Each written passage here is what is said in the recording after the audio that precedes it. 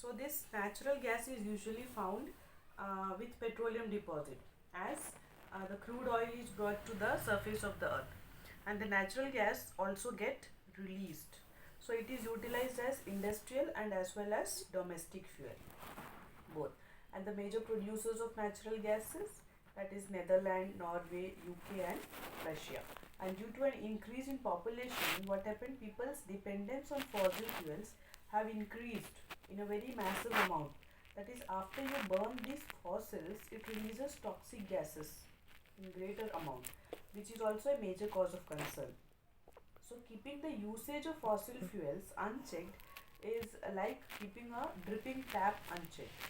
Okay, so due to this, usage of several non-conventional resources have been introduced which are clean in nature and are better alternative. Clear?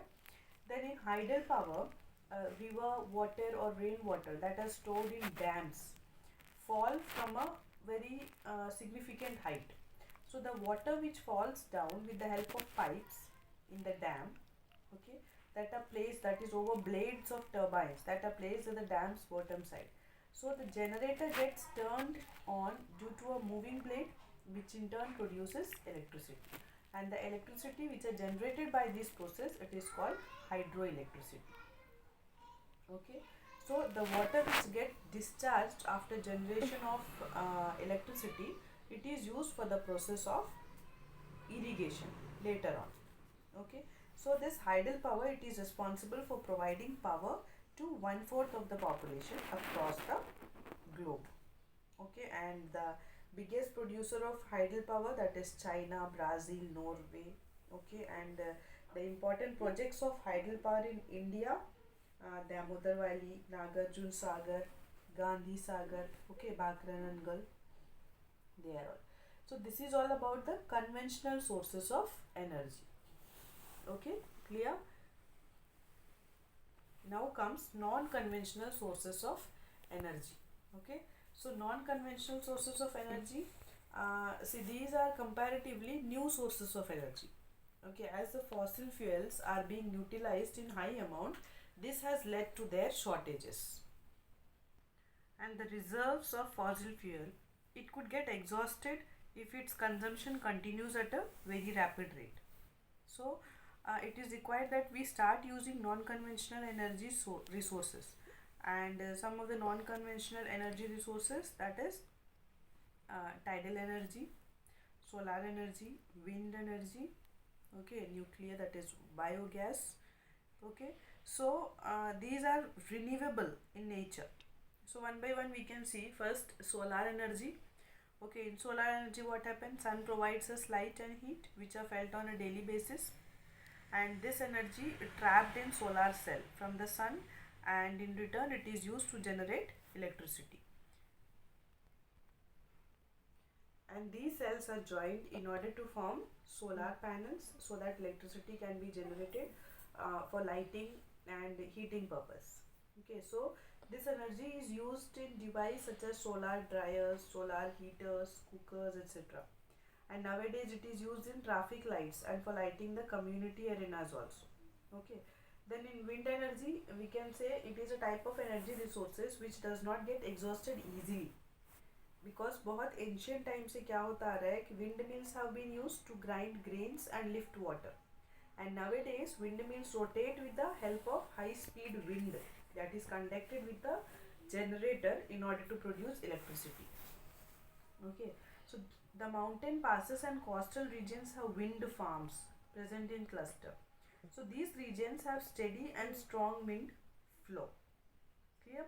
Then in nuclear power, what happened? The energy which is stored in atoms nuclei that occurs in radioactivity elements naturally. Okay, that is thorium and uranium. We can say some of the examples of radioactive elements. And Europe and the USA are some of the greatest producers of nuclear power. And in India, Jharkhand and Rajasthan have the quantity of uranium. And in Kerala's monazite, that sands also have thorium deposit. Okay, and some of the nuclear reactors of India, these are given here, you can read it. Okay, Rana Pratap Sagar, Kota Rajasthan, Tarapur Maharashtra, Uttar Pradesh, Narora and all. Clear? Then in geothermal energy, what happened is heat energy which can be obtained from the earth, that is known as geothermal energy. Okay, so as we go deeper, the temperature of the earth's interior, it starts rising in a manner, steady manner. So sometimes heat energy takes the form of hot springs. So it is utilized to generate power.